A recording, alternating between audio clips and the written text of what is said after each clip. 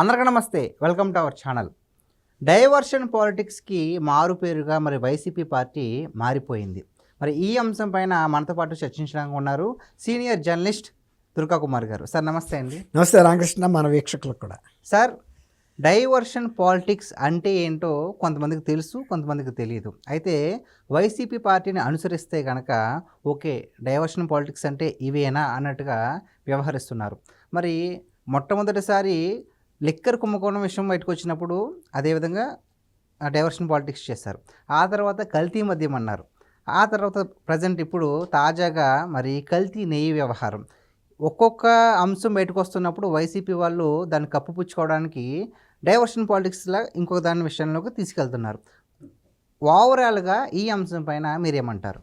రామకృష్ణ గారు, ఎవరిమైనా మనం తప్పు చేయకుండానే ఉండాలి. ఎవరిమైనా తప్పు చేసిన తర్వాత దాన్ని మేము కప్పిపుచ్చుకుంటాము అంటే కప్పిపుచ్చుకున్నట్టే ఉంటుంది. ఓకే, తప్పు చేయనేలా కప్పిపుచ్చుకునేలా. అందులోనూ ఇది ప్రజాక్షేత్రంలో జరుగుతున్నటువంటి రాజకీయం, ప్రజాక్షేత్రంలో జరుగుతున్న పరిపాలన, ప్రజాక్షేత్రంలో జరుగుతున్న ఎన్నికలు. ఇది ప్రజల ముందు కొన్ని కోట్ల మంది ప్రజల కన్నుసన్నల్లో జరిగే టైంలో మనం ఏదో అతి తెలివిగా ప్రవర్తిస్తామని అనుకుంటే ఒకళ్ళనో ఇద్దరినో మోసం చేయొచ్చు, ఒకసారి రెండుసార్లు మోసం చేయొచ్చు. అంతమందిని అన్నిసార్లు మోసం చేయలేమని ఒక ఇంగ్లీష్ తత్వవేత్త చెప్పినట్టు మరి ఇన్ని కోట్ల మందిని, 5 కోట్ల మందిని మోసం చేయగలుగుతారు ఎవరన్నా? మొన్న పేరుని నాని కూడా లోకేష్ గారి గురించి చెబుతూ నువ్వు 5 కోట్ల మంది ప్రజలకి ఒక సేవకుడివి అని చెప్పాడు. ఆయన శ్రీలంక వెళ్ళి ఆ క్రికెట్ చూస్తున్న సందర్భాన్ని పురస్కరించుకొని. మరి ఆయన కూడా అంతకుముందు మంత్రిగా చేశాడు. జగన్మోహన్ రెడ్డి గారు కూడా మరి ముఖ్యమంత్రిగా చేసే పెద్ద పాలేరుగా చేసినట్టు కదా.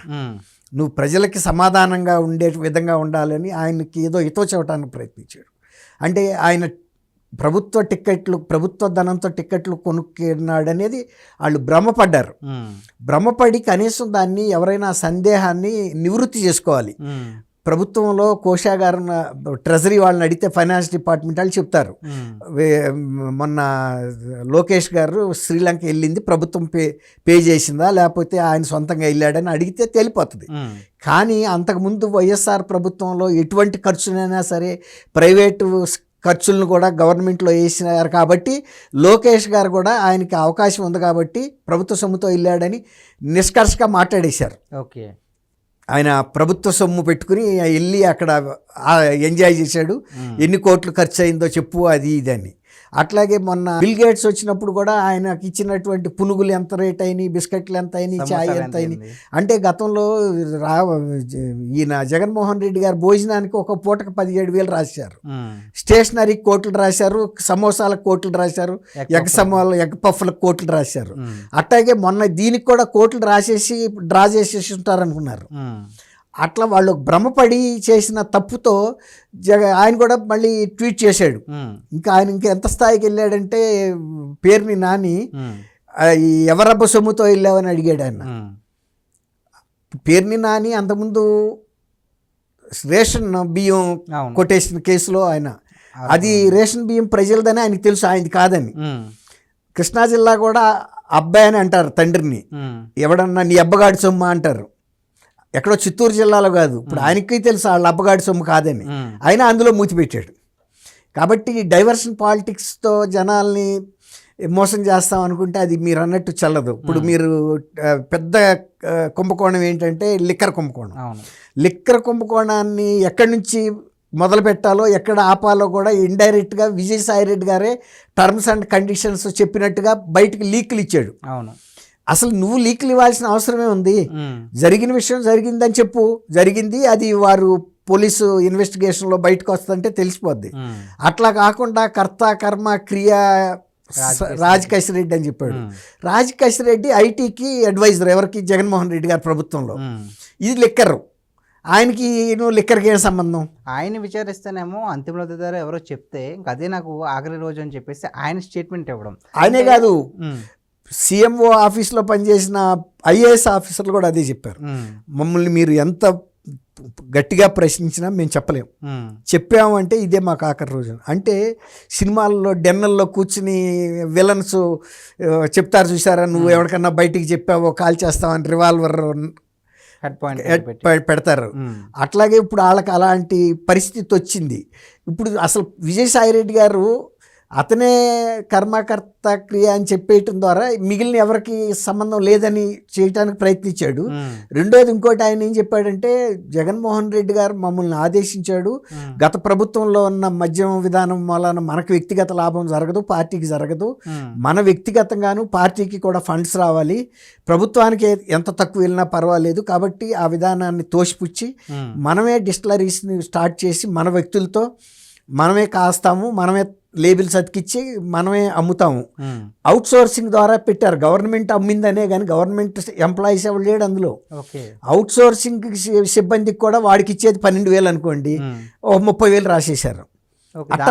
దాంట్లో కూడా ప్రతిసాట మొన్న ఏపీ బెవరేజెస్ కార్పొరేషన్ నుంచి రిటైల్ షాపులకి వెళ్ళటం వల్ల తీసుకోవటంలోనే 200 నుంచి 400 కోట్ల రూపాయల కుంభకోణం జరిగిందని సిట్ ఇప్పుడు లేటెస్ట్గా బయట పెట్టింది. సిట్ కూడా ఇవన్నీ తవ్వుకుంటా వస్తుంది, ఒక్కొక్కటి తవ్వుకుంటా వస్తుంటే ప్రతి స్థాయిలోనూ జరిగింది. అందుకే అది అంత పెద్ద కుంభకోణంగా నిలిచింది. ఇప్పుడు దాన్ని డైవర్షన్ చేయడానికి ఎన్ని రకాల ఎత్తులు వేశారో చూసాం మనం. వెంటనే మళ్ళీ దాన్ని డైవర్షన్ చేయడానికి జోగి రమేష్ గారు కల్తీ మద్యం అనేది ఒకటి క్రియేట్ చేసి, అది అక్కడ మన ఇబ్రహీంపట్నంలోను ములకల చెరువులో మళ్ళీ అదే జోగి రమేష్ గారు వచ్చి ఇబ్రహీంపట్నంలో ఇదిగో ఇదేను డెన్ను, ఇది ఇక్కడ దాశారు, ఇక్కడ కాస్తున్నారు, ఇక్కడ లేబుల్స్ అతికిస్తున్నారు, ఆయనే ఎక్సైజ్ వాళ్ళని తీసుకెళ్ళి చూపించి, దొంగే కనుక వచ్చి ఇదిగో దొంగతనం ఇట్లా చేశారని చూపించినాడు. అంతకుముందు తీసుకెళ్ళిపోయాడు ఆయన మొత్తం. అట్లా ఇది కాకుండా డైవర్షన్ పాలిటిక్స్ ఏంటంటే, దాన్నిటికన్నా మించి ఇప్పుడు లడ్డూలో జరిగిన అపచారం, స్వామివారి నైవేద్యం అపచారం మీద ఇది ప్రజల్లో విస్తృతంగా ప్రచారం అవుతుందని చెప్పేసి దీన్ని ఎట్టయినా సరే ప్రజల దృష్టికి పడకూడదు, దీని మీద మీరు తెలుగుదేశం నాయకుల్ని వ్యక్తిగతంగా బూతులు తిట్టండి, అప్పుడు పెద్ద రచ్చ అవుద్ది, రచ్చ అయిపోద్ది, అసలు విషయం గాలిలో కొట్టుకుపోతుంది. అందుకని రాంబాబు గారు లాంటి అంత సీనియర్ లీడరు, చంద్రబాబు నాయుడు గారు తల్లికి ఏం సంబంధం అండి ఈ కేసులో? ఆమె బతుకున్నారా? ఆమెకి ఏమైనా సంబంధమా?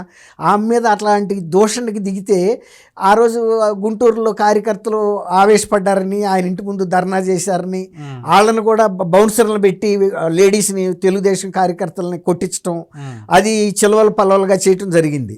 ఇప్పుడు అదే జగన్మోహన్ రెడ్డి గారు డీకే బోస్ అన్నాడని చెప్పి పట్టాభి గారు మరి మా కార్యకర్తలకి బీపీ పెరగదా అని అడిగాడు.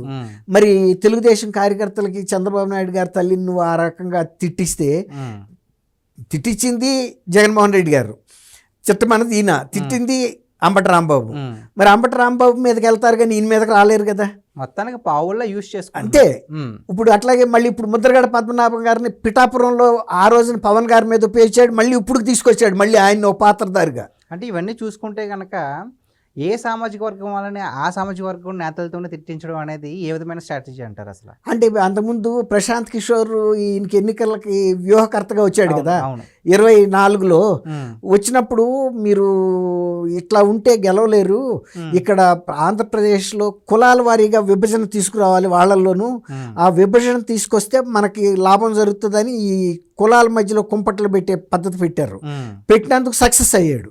ఇప్పుడు ఇతను ఏమనుకుంటున్నాడంటే, ఇప్పుడు మనం డాక్టర్ దగ్గరికి ఒక జలుబు చేసిందని ఒక సీజన్లో వెళ్తాం, ఒక మందులు రాస్తాడు, అదే చీటీ మనం పట్టుకుని ఇంకొక సందర్భంలో వెళ్ళటం కరెక్ట్ కాదు. అప్పుడున్న వైరస్లు, అప్పుడున్న వాతావరణ పరిస్థితులు, అప్పుడు మన బాడీ తీరును బట్టి రాస్తాడు, మళ్ళీ ఇంకోసారి వెళ్తే ఇంకోటి రాస్తాడు. ఇతను నాకు దొరికేసింది ఫార్ములా, ఇక ఎప్పుడు ఇదే ఫార్ములా అనుకుని జగన్మోహన్ రెడ్డి గారు మళ్ళీ ముద్రగడ పద్మనాభాన్ని కూడా తీసుకొచ్చాడు. ముద్రగడ పద్మనాభం గారు మోసపోయాడు అని వాళ్ళ కూతురు మోసపోయాడు ముందే చెప్పింది. 2024 ఎలక్షన్లో పవన్ కళ్యాణ్ గారిని కనుక ఓడించకపోతే నేనని సవాళ్ళు ఇసిరినప్పుడు, నా తండ్రిని రాజకీయ సదరంగంలో వాడుకుంటున్నాడు, ఆయన ఆరోగ్యం కూడా బాగాలేదని. ఆయన ఏఐజీ హాస్పిటల్లో కూడా చాలా తీవ్రమైన ఆరోగ్య పరిస్థితుల్లో చేరాడు. ఇప్పుడు ఆయన ఆరోగ్య పరిస్థితి ఎట్లా ఉన్నా పర్వాలేదు, నువ్వు రాంబాబు తరపున వచ్చి కాపుల్లోని మళ్ళీ ఒక విభజన తీసుకురమ్మని.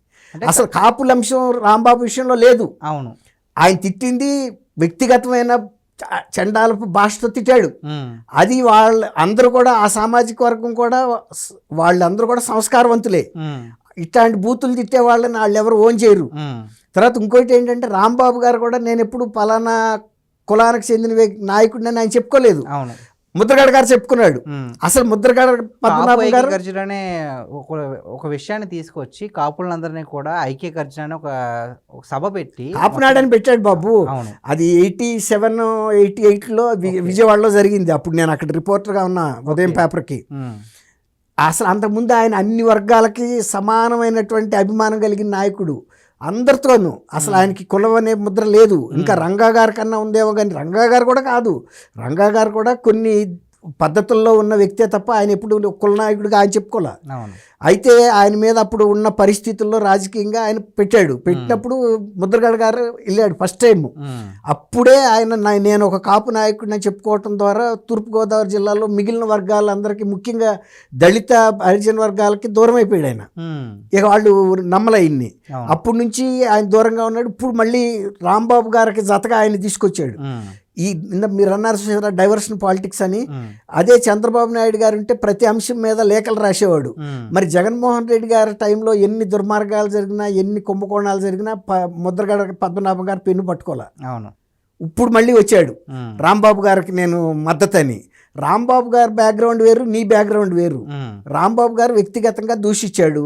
నువ్వు ఆ దూషణని సమర్థిస్తావా? ఇప్పటికైనా సరే నీకింత విలువ లేకపోయినా సరే గాక, ఇప్పుడు నీకు ఒక కుటుంబం ఉంది చెప్పావు, నా కుటుంబం ఉంది, నా భార్య, వీళ్ళందరినీ వేధించారని. ఆయన ఆ సందర్భంలో ఆయన ఇంట్లో ఆయన ఉండి ఆయనకు లైసెన్స్డ్ రివాల్వర్ ఉంది.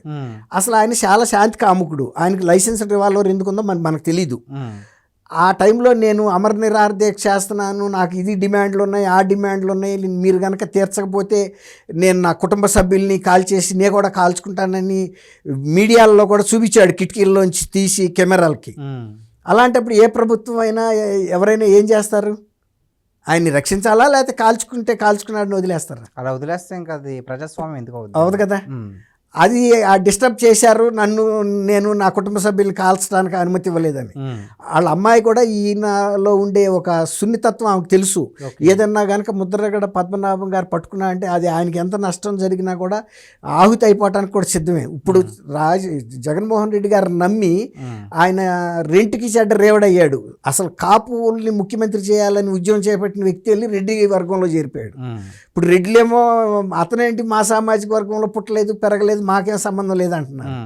కాపులేమో మా సామాజిక వర్గంలో పుట్టి మా కోసం చేస్తున్నా నిన్నాలో నటించి ఇంతవరకు ఆంధ్రప్రదేశ్లో కానీ మన భారతదేశంలో నాకు తెలిసినంతలో ఎవరు ఏ కులంలో పుట్టాలని కోరుకుని పుట్టలేదు. ఎవరు యాదృచ్ఛికంగా పుట్టాము, అందులో కొనసాగుతున్నాము అంతే.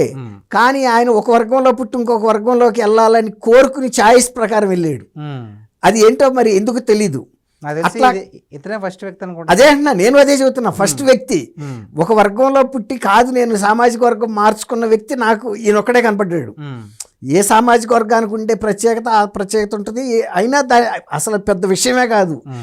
మనిషి విలువ ముఖ్యంగానే, అక్కడ సామాజిక వర్గం ముఖ్యం కాదు. అక్కడ తామరపు బురదలో పుట్టినా కూడా అది గొప్ప పుష్పం, రాజపుష్పం, అంతే కదా. అట్లాగే ఎవరు అంబేద్కర్ గారు ఏ సామాజిక వర్గంలో పుట్టాడు ఎవరికి తెలుసు. మరి ఇవాళ ఆయన రాజ్యాంగ నిర్మాత అయ్యాడు. ఆయన విగ్రహాలు 250 అడుగులు పెట్టి అనేక తెలంగాణలో పెట్టారు, ఆంధ్రప్రదేశ్ విజయవాడలో పెట్టారు, దేశం అంతా కూడా పెడతారు. అట్లాగే నువ్వు ఏ సామాజిక వర్గంలో పుట్టావు ఆ సామాజిక వర్గాన్ని మార్చుకుని వెళ్ళి మళ్ళీ ఇవాళ ఆ సామాజిక వర్గం గురించి నువ్వెందుకు మాట్లాడుతున్నావు? వాళ్ళు వద్దురా బాబు నీతో పాటు నడిచి మేమందరం నష్టపడ్డాము అని రిలీజ్ అయ్యి పవన్ కళ్యాణ్ గారు లౌకికమైన నాయకుడు అని ఆయన్ని గెలిపించారు అక్కడ, నువ్వు ఎంత పోరాటం చేసినా. అట్లాంటప్పుడు ఈ డైవర్షన్ పాలిటిక్స్ ద్వారా వైఎస్ఆర్సీపీ సాధించేదానికన్నా ఇవాళ తప్పు ఒక్కోసారి ఒప్పుకోవటం ద్వారానే మనం తక్కువ శిక్షతో వెళ్ళిపోతాం. ఎంత అబద్ధాలు ఆడితే అంత శిక్ష ఎక్కువ పడుతుంది మన మీద బరువు. ఇప్పుడు వైఎస్ఆర్సీపీ పరిస్థితి ఈ లడ్డూ అపచారం విషయంలో ఇక తిరుగులేని సాక్ష్యాలు నిన్నటితో దొరికినాయి. వాళ్ళు శాసనసభలో చర్చ జరుగుతుంది మీరు రండి అని ఆహ్వానం చేసినా, బహిరంగ ప్రకటనలు చేసినా వాళ్ళకి చెవులకి వినపడలేదు. ప్రజలందరూ కూడా చెవులు రిక్కిచ్చిన్నారు. ఏం జరిగింది అనేది అధికారికంగా శాసనసభలో ప్రకటించారు. అందులో ఏమైనా తప్పులు ఉంటే అక్కడే వాళ్ళు చెప్పాలి. ఇదిగో చంద్రబాబు నాయుడు గారు ఇక్కడ అబద్ధం చెప్పాడు, ఇది అబద్ధం చెప్పాడు, ఇదిగో మా దగ్గర ఉన్న సాక్ష్యం అని. వాళ్ళ దగ్గర అది లేదు కాబట్టి ఇక ప్రజలను ఎదుర్కొనే పరిస్థితి లేదు. ఇవాళ వైఎస్ఆర్సీపీ నాయకులు కార్యకర్తల్లో కూడా ఒక అవనమ్మకం ఏర్పడింది. ఇక జగన్మోహన్ రెడ్డి గారు వచ్చిన అవకాశాలను ఉపయోగించుకుని ప్రజల్లో ఉండ మచ్చని తుడిచేసే శక్తి ఆయనకి లేదు. ఇక తప్పుకుని ప్యాలెస్ల్లో గడుపుతున్నాడనే ఒక అధైర్యం వాళ్ళకు కూడా వచ్చేసింది. ప్రజల్లోకి వెళ్ళి మనం నైతికంగా నిలబడి చెప్పగలిగిన స్థితిలో లేవు. నాయకుడు ఉంటే కదా. ఇప్పుడు ఎప్పుడైనా యుద్ధంలో సైన్యాధ్యక్షుడు ఉంటే యుద్ధం చేస్తుంది సైన్యం. సైన్యాధ్యక్షుడే పారిపోతే సైన్యం ఎక్కడన్నా యుద్ధం చేస్తుందా? వాళ్ళు కూడా ఏం చేస్తారు? ఇంకా ఎవరి శక్తి మేరకు ఆడి పారిపోతాడు. ఇప్పుడు అదే పరిస్థితి ఆంధ్రప్రదేశ్లో ఓకే వైఎస్ఆర్సీపీ. సార్ నమస్తే అండి. థ్యాంక్ యూ రామకృష్ణ, మన వీక్షకులు. Thank you sir.